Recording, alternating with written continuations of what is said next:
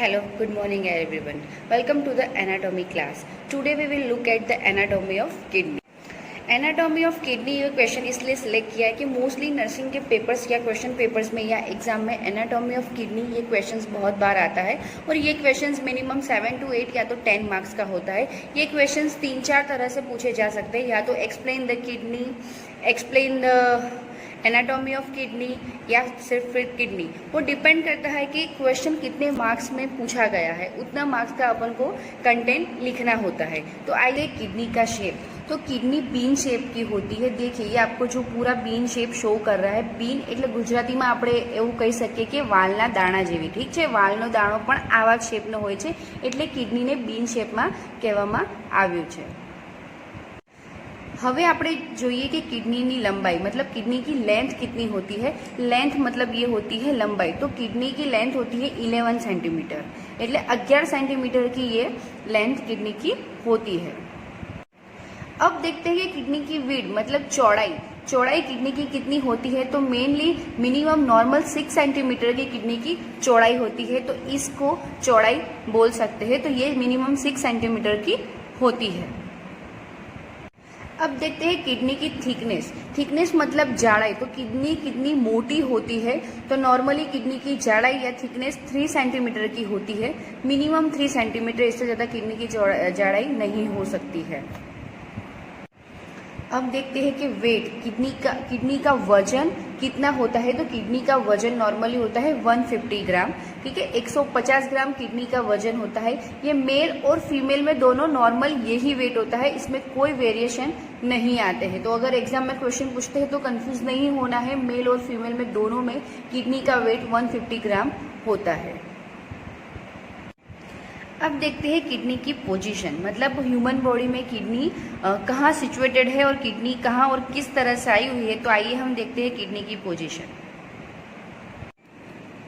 तो देखिए ये मेरे पास किडनी का पिक्चर है, मैं आपको शो कर रही हूँ। तो किडनी की पोजीशन देखते हैं कि किडनी की पोजीशन होती किस तरह से है। तो किडनी पेरिटोनियम के पीछे वर्टिब्रल कॉलम के दोनों ईच साइड 1-1 किडनी आई हुई होती है। डायफ्राम के नीचे और एब्डोमिनल पोस्टीरियर वॉल, ठीक है, एब्डोमिनल की जो पीछे की दीवार होती है वहां किडनी आई हुई है।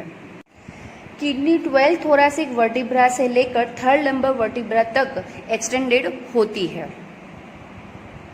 जैसा कि मैंने कहा 12 थोरासिक वर्टिब्रा से लेकर 3rd लंबर वर्टिब्रा तक एक्सटेंड होती है। तो वहाँ लोअर रिब केज आया हुआ है, तो वो लोअर रिब केज की वजह से किडनी को थोड़ा सा प्रोटेक्शन मिलता है। मतलब डैमेज होने के चांसेस बहुत कम रहते हैं और इंजरी होने के भी चांसेस बहुत कम रहते हैं। तो लोअर रिब केज की वजह से किडनी को थोड़ा सा प्रोटेक्शन मिल जाता है। देखिए जैसे कि ये पिक्चर में शो कर रहा है कि राइट किडनी और लेफ्ट किडनी, ठीक है। तो right kidney left to compare kidney की कंपैरिजन में राइट किडनी थोड़ा सा नीचे होती है।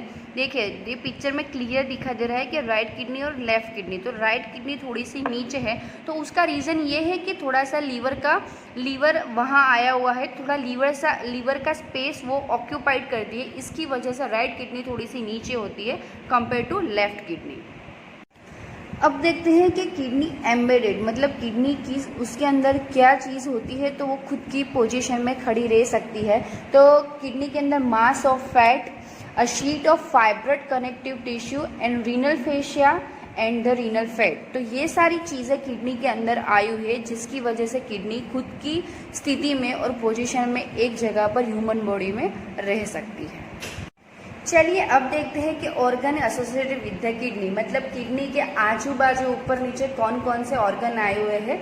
तो हम देखते हैं कि organ associated with the kidney. Human body में मेनली 2 किडनी होती है। तो दोनों किडनी हर एक बाजू आई हुई है। तो दोनों बाजू अलग अलग ऑर्गन आए हुए हैं। तो सबसे पहले देखते हैं right kidney. I have a model of kidney. ये मेरे पास किडनी है लेकिन ये लेफ्ट किडनी का मॉडल है। तो देखते हैं कि राइट किडनी के सुपीरियरली मतलब ऊपर। तो राइट किडनी के सुपीरियरली एड्रिनल ग्लैंड आई हुई है। तो आप ये देख सकते हैं मॉडल में, इसको बोलते हैं एड्रिनल ग्लैंड। तो राइट किडनी के ऊपर एड्रिनल ग्लैंड आई हुई है। अब देखते हैं कि राइट किडनी के एंटीरियरली मतलब क्या आया हुआ है। तो एंटीरियरली मतलब आगे। तो देखते हैं कि right lobe of the liver, the duodenum and the hepatic flexure of the colon. ये आपको जो मैंने पिक्चर शो किया है वो पिक्चर में लेफ्ट साइड दिखाई दे रहा है कि डिओडेनम कहाँ है, लीवर कहाँ है, हिपेटिक फ्लेक्चर कहाँ है। तो इस तरह से ये सारी चीज़ें किडनी के एंटीरियरली आई हुई है। अब देखते हैं कि राइट किडनी के पोस्टीरियरली मतलब पीछे, तो पीछे कौन कौन से ऑर्गन आए हुए हैं। तो लिखा है कि the diaphragm and muscles of the posterior abdominal wall. तो पीछे डायाफ्राम आया हुआ है और एब्डोमिनल जो पोस्टीरियर एब्डोमिनल वॉल है उसके मसल्स आए हुए हैं। तो ये थी राइट किडनी के एसोसिएटेड विद द ऑर्गन। अब हम देखेंगे कि लेफ़्ट किडनी के और एसोसिएटेड ऑर्गन कौन कौन से आए हुए हैं। तो लेफ़्ट किडनी के सुपीरियर भी एड्रिनल ग्लैंड आई हुई है। जैसे कि आपको लेफ़्ट किडनी के ऊपर एड्रिनल ग्लैंड दिखाई दे रही है, तो वैसे लेफ़्ट किडनी के सुपीरियरली भी एड्रिनल ग्लैंड आई हुई है। अब देखते हैं कि एंटीरियरली मतलब आगे तो कौन कौन से ऑर्गन आए हुए हैं। तो spleen, stomach, pancreas, jejunum and splenic flexure of the colon. तो ये सारे ऑर्गन सारे ये पिक्चर में शो कर रहे हैं कि स्टमक कहाँ है, स्प्लीन कहाँ है, पैंक्रियास कहाँ है, जेजुनम कहाँ है। तो ये आप इजीली पिक्चर में देख सकते हैं कि लेफ़्ट किडनी के एंटीरियरली कौन कौन से ऑर्गन आए हुए हैं। अब देखते हैं कि लेफ़्ट किडनी के पोस्टीरियरली, तो सेम एज राइट किडनी, जो राइट किडनी के पोस्टीरियरली आया हुआ है वही सारी चीज़ें लेफ़्ट किडनी के पोस्टीरियर भी आई हुई है। ये देखते हैं नॉर्मल फंक्शन ऑफ किडनी। ठीक है, किडनी के नॉर्मल ऐसे तो बहुत सारे फंक्शंस होते हैं, वो डिटेल में अभी बाद में नेक्स्ट वीडियो में देखेंगे। तो अभी मैं आपको नॉर्मली फंक्शंस दिखा रही हूँ। अगर एग्जाम में क्वेश्चंस पूछते हैं कि एक्सप्लेन द किडनी या एनाटॉमी ऑफ किडनी, तो आप ये छोटा सा भी लिख सकते हैं, तो 2 या 2.5 मार्क्स तो आपको आराम से मिल जाएंगे। तो फर्स्ट फंक्शंस है कि एक्सक्रीशन ऑफ मेटाबॉलिक वेस्ट, मतलब जो मेटाबॉलिक सिस्टम होता है और उसके द्वारा जो वेस्ट होता है तो वो वेस्ट प्रोडक्ट बाहर निकालने में भी किडनी हेल्प करता है। सेकेंड फंक्शन ये है कि balance water in the body, कि अपनी बॉडी में जितना भी वाटर होता है उसको बैलेंस रखता है, न ज़्यादा न कम होने देता है।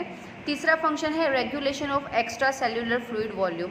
अपनी बॉडी में मेनली 2 होते हैं, एक्स्ट्रा सेल्यूलर फ्लूइड और इंट्रा सेल्यूलर फ्लूइड। तो जो एक्स्ट्रा सेल्यूलर फ्लूइड वॉल्यूम होता है उसका रेगुलेशन ये किडनी।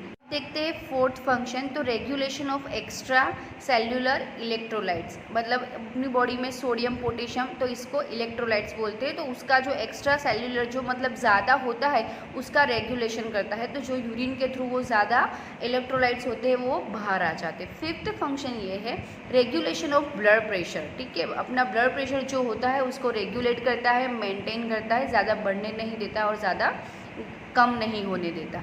सिक्स्थ फंक्शन ये है regulation of red blood cell production.